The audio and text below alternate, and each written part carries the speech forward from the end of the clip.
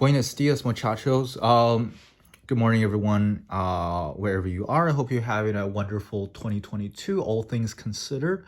It is February the 7th, and so that'll mean a week ago was the Lunar New Year, Chinese New Year, whatever you want to call it, and it was the Year of the Tiger. So I wanted to celebrate it by getting this Inno64.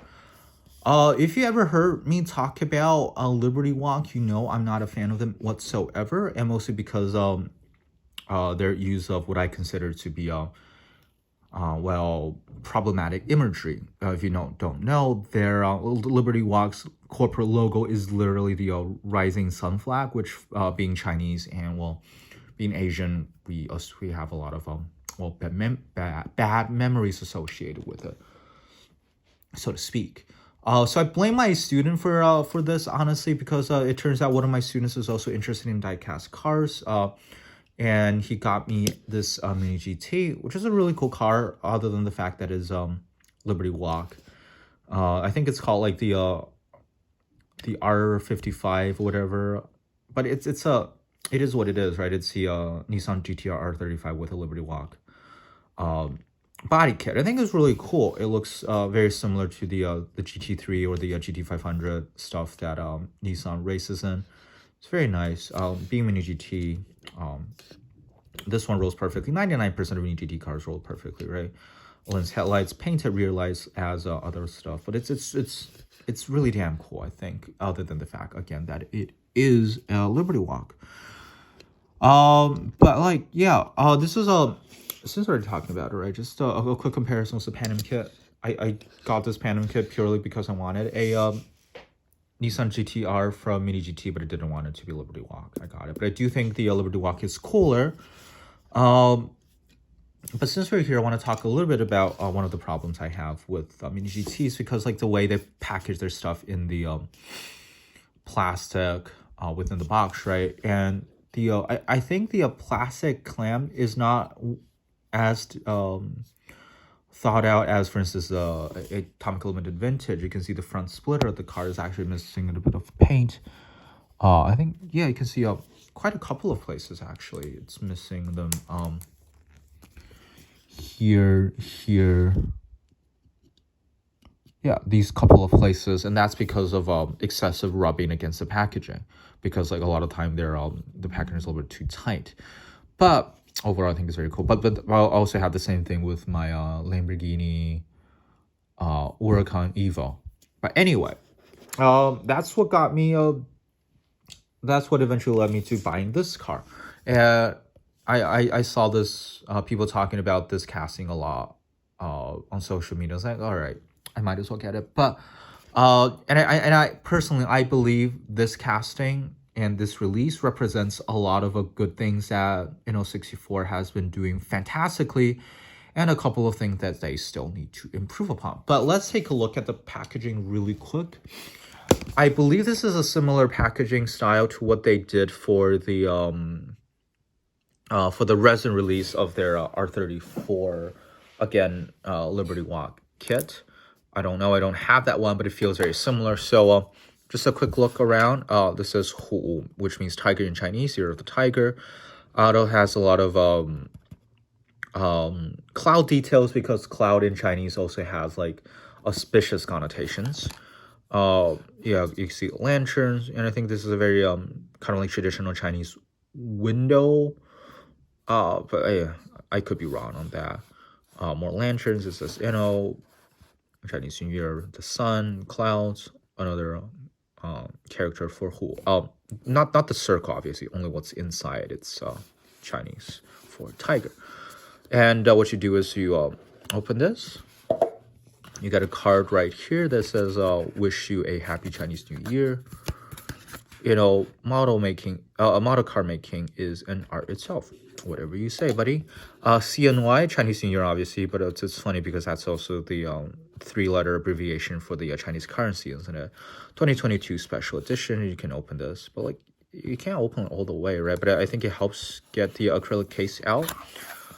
Yeah, not too much going on around here. So, right, some legal mumbo jumbo. All right. And it says some more deco. It's a printed plastic base, and it also has like the plastic clamshell that holds figures. I'm gonna show you the figures right now. So, what figures have I been talking about? Actually, hold on a sec. Can I use this as a background? Come on. Yeah, I think it works as a background, does it not? A couple of figures. So there's a woman dressed in kind of a traditional Chinese style and not willing to stand up. Well, hey, now you're there, you can stand up, but why not here? Yeah, thank you. Gonna zoom in a little. Oh, well, hey, yeah, you can see it's pretty nice. The all of the details on the clothing is really nicely done. Very happy about it. And a tiger, again, very nicely detailed. It actually feels fluffy, so I think that's pretty cool. Yeah, so a tiger, and I'm gonna carefully move them all the way to the back. Try not to get eaten, or don't. Oh, I'm not your mom. So I'm gonna point out the issue first. I showed you the clamshell in the I showed the clamshell in the packaging, right? And in that clamshell, I found this, and I was very perplexed at what the fuck it was. And I still had no idea until I flipped the car around, and I saw this, and it's pretty obvious, right? I think you can clearly see the right side of the car was missing this piece, and you can see it actually has like the paint on it. So what happened was you can see the paint missing, so the glue failed or the paint failed, one of the two. So this piece was actually originally supposed to be here but fell off. So quality control, I think, is still apparently a problem with Inno64, which is a shame. And on the other hand, like, I get so unlucky with my diecast purchases. I'm just used to it by now, and this is not like a horrible thing, right? For instance, like people usually display their cars pointing left, and this piece is here. And if you want to point your cars right, you can't know what's missing unless you know exactly what you're looking for. So whatever, I guess I am used to it. Now, what can I say about the car? What's interesting is because two of my previous Inno purchases were plastic bases, but this actually has a metal body and a metal chassis. Second of all, my previous Inno purchases had completely stuck wheels. Not brilliantly, but it rolls. Not brilliantly, but it... well, I think it's gonna get stopped here, but like mostly rolls. But obviously, as a whole, the car itself does not roll, but it's an improvement. My previous Innos like couldn't roll their wheels whatsoever. And from what I've heard, the new Toyota Celica model done by Inno actually has not only rolling wheels, but also has working suspension, which is like fantastic work, because like similar brands don't give a shit, you know, but like Inno is actually trying to improve. They're trying to innovate, going for like a metal base, going for rolling, going for actual suspensions. It's actually it's obvious that they're actually putting in work, which is bloody fantastic. So I'm just gonna give you a quick look at the cars from different angles. On the top, it says again the Chinese character for tiger. Now the top has a picture of a tiger as well as more clouds, again auspiciousness. And here it says Hu Hu Sheng Wei, which is a 4-character Chinese saying that involves tigers, but I don't think it has a ton of relevance. It's talking about like tiger and strength, something like that. And Year of the Tiger on the rear wing, and Toyo tires decal. And again, speaking of quality control, I think the wheels are generally speaking very well made. You can see the the brake system from inside here, but it's very difficult. I mean, you can't see it, but it's not like super clear, right? And the calipers aren't painted. Toyo tires on the tires are very well made, and it actually has treads and everything. This is probably a photo etched piece of metal.